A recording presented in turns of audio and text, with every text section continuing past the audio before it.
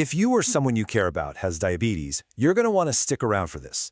We're about to break down the really critical link between diabetes and kidney health, and more importantly, talk about the powerful new ways we can protect them. Okay, let's get right into it. Let's start with a number, 20 to 40%.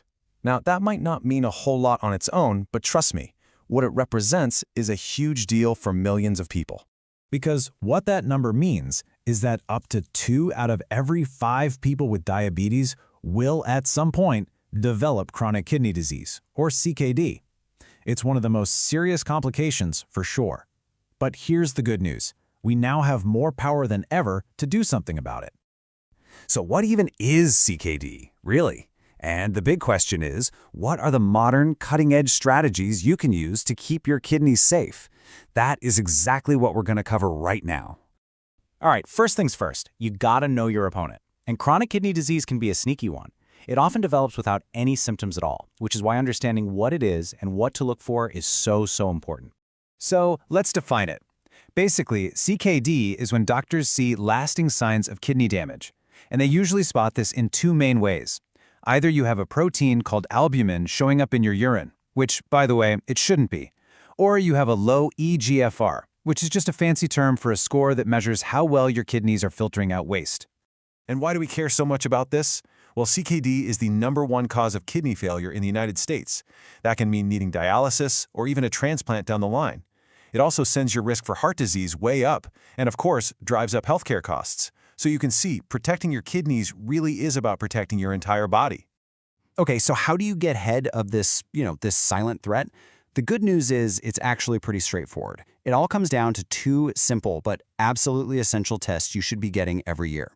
And the experts are really clear on this one. The guidelines say if you have type 2 diabetes, you need to get your kidneys checked at least once a year. If you have type 1, the recommendation is to start after you've had diabetes for about 5 years. This is not just a suggestion, it's a fundamental part of managing your health. The first test is your eGFR. It's just a simple blood test that helps figure out how well your kidneys are doing their main job of cleaning your blood. The easiest way to think about it is like a performance score for your kidneys. The higher your score, the better they're working. Simple as that. And the second one is the UACR. This is a urine test, and it's looking for those tiny bits of protein called albumin. See, healthy kidneys are supposed to keep that protein in your blood.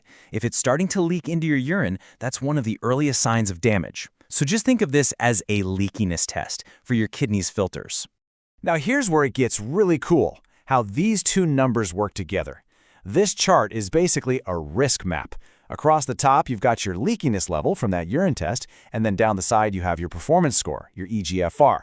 You just find where those 2 numbers meet, and it lands you in a colored box, from low-risk green all the way to very high-risk red. This tells you and your doctor everything, not just if you have a problem, but exactly how serious it is. Okay, so now we know how to spot the problem. The next big question is, how do we fight back?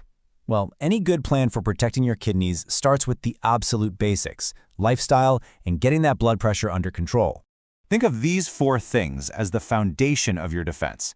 First and foremost, you have to get your blood glucose management dialed in. Then, for people whose kidney disease is a bit more advanced, dialing back on protein can actually ease the strain on the kidneys. Third, we all know this one, limiting sodium. It's key for blood pressure. And that leads right into number 4, aiming for a blood pressure goal of less than 130/80. Now, when we talk about medications for blood pressure, there are 2 types that are the real MVPs for kidney protection. They're called ACE inhibitors and ARBs. Doctors recommend them first because they have a sort of superpower. They don't just lower your overall blood pressure, they also lower the specific pressure inside the kidney's filtering system. That's a huge deal, especially if that leakiness test is positive. You know, for a long time, those ACEs and ARBs were really the best things we had. But the game has totally changed in the last few years. It's been nothing short of revolutionary. So let's talk about the new era of kidney protection. And a huge player in this new era is a class of drugs called SGLT2 inhibitors. Now, these were first created to help lower blood sugar in people with diabetes. But as it turns out, they had these amazing, totally unexpected benefits for protecting both the heart and the kidneys. So what's their secret? Well, just like ACE inhibitors, they lower that internal pressure in the kidneys, which helps slow down the damage over time. They are truly disease-modifying. But on top of that, they're also fantastic at reducing the risk of heart failure. And what's really incredible is that they work even in people whose kidney function is already pretty low. And look, this isn't just a guess. The proof is rock solid. Huge studies, like one called the Credence trial, found that when you added these drugs to the standard treatment, they cut the risk of progressing to kidney failure by a whopping 32%. I mean, that's an absolute game changer. But wait, there's more. The SGLT2 inhibitors aren't the only new kids on the block. There's another class called GLP-1 receptor agonists that are also incredibly important. Here's the difference. Think of SGLT2s as the superstars for direct kidney protection and heart failure. The GLP-1s are the powerhouses for preventing things like heart attacks and strokes. Plus, they're a huge help with weight loss, which is another big win for your heart and kidneys. So you see, the big takeaway here is that modern care isn't about picking just one drug or one strategy. No, it's about building a smart, multi-layered defense to protect both your heart and your kidneys at the same time.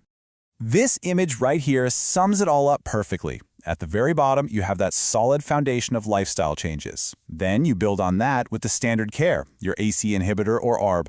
And then you start adding these newer therapies on top, like an SGLT2 inhibitor or a GLP-1, all based on your specific risk profile. It's a truly personalized, holistic game plan. So, what can you do with all this information? You can be your own best advocate. Number 1, make sure you're getting those 2 kidney tests every single year. Number 2, know your numbers. Ask for your eGFR and UACR. Number 3, talk to your doctor about that risk map and find out where you land on it. And finally, number 4, ask about all the options. Ask if a modern therapy like an SGLT2 or GLP-1 makes sense for you. If there's one thing you take away from all this, let it be this. Thanks to the incredible science of the last few years, kidney failure from diabetes is no longer something that just has to happen. We have the tools to change that story. So, the question I'll leave you with is this. Is your treatment plan as modern as the science?